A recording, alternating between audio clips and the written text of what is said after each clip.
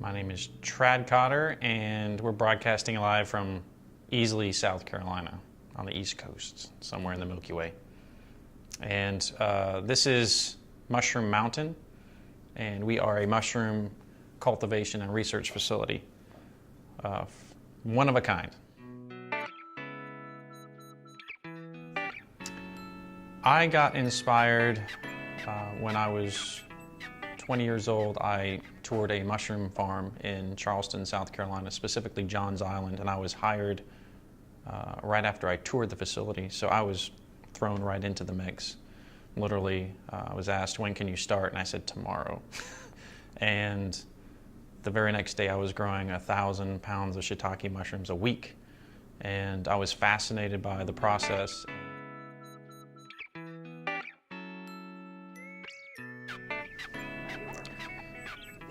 The most challenging part is personnel, and most business owners will tell you that, is finding good help and keeping it.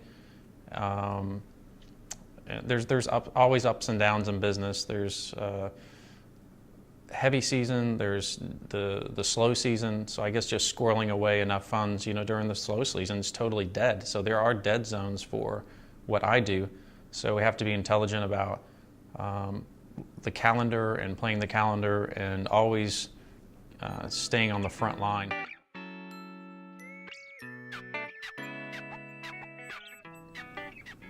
To me, the most rewarding thing here is not the money. I'm a minimalist, so I think that's good for the company, that I don't have to spend a lot of money on fancy clothes and cars and all that. I really think that what means the most to me is seeing the company grow, and also employment. I'm very proud, I think, father to employees, and I want to employ more people in the state. And I know that a lot of people are unemployed or employed and not liking what they do. So I'm trying to give an opportunity to do that, and that's what pleases me the most. Also, the research side, I think that when I'm surrounded by a good team of people who help me get things done, that we can explore the fungal kingdom deeper than we've ever had before, and that's what this place is all about.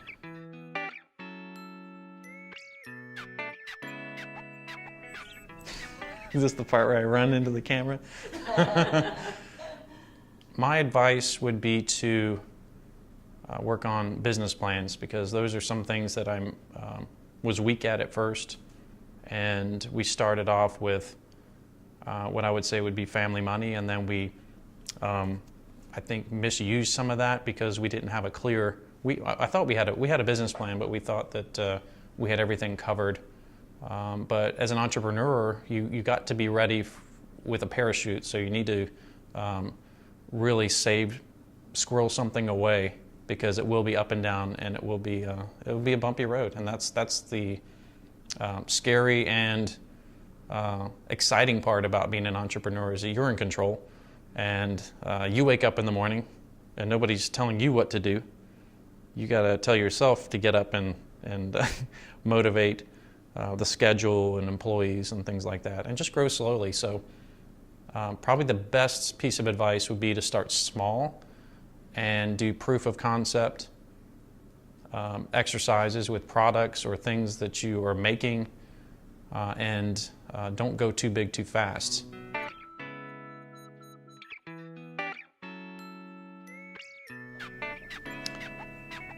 I think what's most critical to our success is the marketing. We're a fairly new area. We're not selling cell phones and things that sell themselves. So mushrooms are an emerging, I guess, market, because there's only been a few varieties available nationwide that people recognize. So when we go down to the market and we have 12 different varieties there, people come over and they're like, what is that?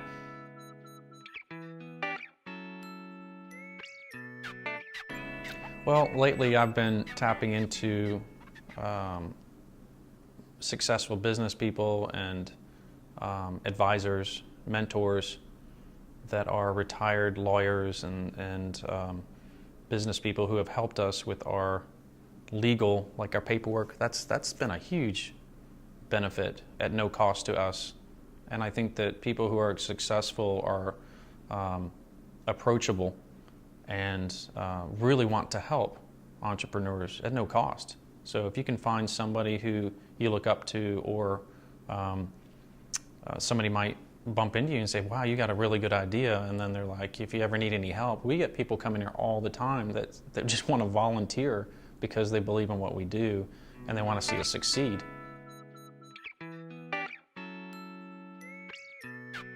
I would say as an entrepreneur that if you're fascinated by what you are making or growing and your product, that you will not have an off button, and you will constantly be thinking about it, and it's just a part of your life, and that could be good and bad. And I think that if I really can't sum up the hours that I work, because I'm always my gears are always grinding, and even when I sleep, I wake up and I felt like I've never slept. I'm rested, but I was somehow working on things. And you'll dream about solutions, or if you're stressed out, then you won't sleep, and then you'll probably be up thinking about how can I fix this part of the business, and that's part of it. So I would say at least 90 to 120 hours a week physically, and then the other part, which is the mental baggage, I would try to find an off button, and for me it's Clemson football on Saturdays. Is find something that has nothing to do with your business and just go there, really go there. So if it's family, if you have kids, and just take the time so you don't get burnt out, right? It's also refreshing too to step back and do something, that has nothing to do with your business.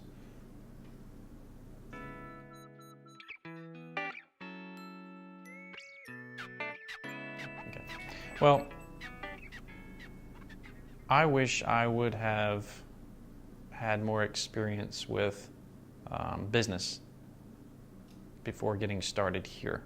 I had all the skill sets to do the lab work, the cultivation, the innovation, the research, but the most challenging part for me is the books and the business end of it.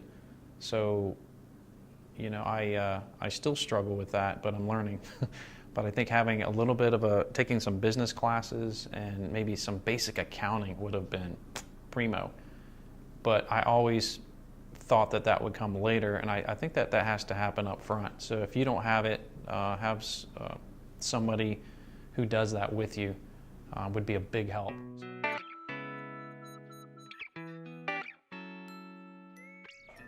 My future goals for the business are top secret, but I will let everyone know that we work on a lot of things here, and this is the pivoting I would probably elaborate on, where we had letters of intent here for Whole Foods and Cisco and 1,400 pounds of mushrooms a week. And then production was up and down and inconsistent. And so we have a very strong spawn business, which keeps everything afloat. So we really don't have to grow mushrooms. And we really want to grow mushrooms, and we do that on a smaller scale. But we had all these contracts that we haven't pursued or fulfilled. There were interests. And so I think at first we were like, we got to get that contract. We got to do that. There's a lot of risk with those contracts too, because what if you put all of your eggs in that basket and you're growing for one supplier? And what happens when that one supplier just says, we want to cut our sales or our purchases 50%, or we're not buying that anymore, or they get it from someone else? This is a competitive industry. So we decided not to do that, even though that's what we spent our money on here. The $500,000 on our facility was to grow those mushrooms. But we pivoted and said, well, we're making a lot more money in the spawn. There's no loss. There's hardly any liability either. And then we figured out, well, if we grow mushrooms here for the market, we can grow just enough for the local market, maybe not the regional market, and make mushroom extracts, which there is no loss in. So we've decided to start other businesses under Mushroom Mountain. I guess you could call them value added, but they are using the same growing rooms, the same lab, the same technology, and having that flexibility to make other products could potentially out income what we would have made with the fresh mushrooms easily with very little loss. And now I can see that we have a lot of opportunity with these other products and businesses that were going to be way more profitable than I ever even imagined. And I think that when you dream of those products and really refine them and try to make them better than anything on the planet, that's what's going to get it done. And going back to what people, what we do is, we make things that people need and not what they want. And anybody can make, a plastic mushroom that's imported or an iPhone that keeps getting out tech. But if you're making food, and people need food.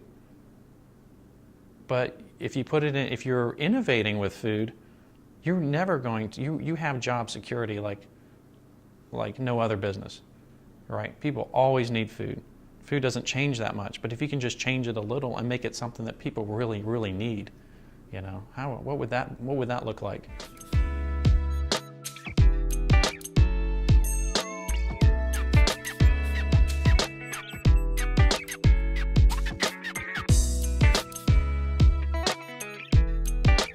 Run.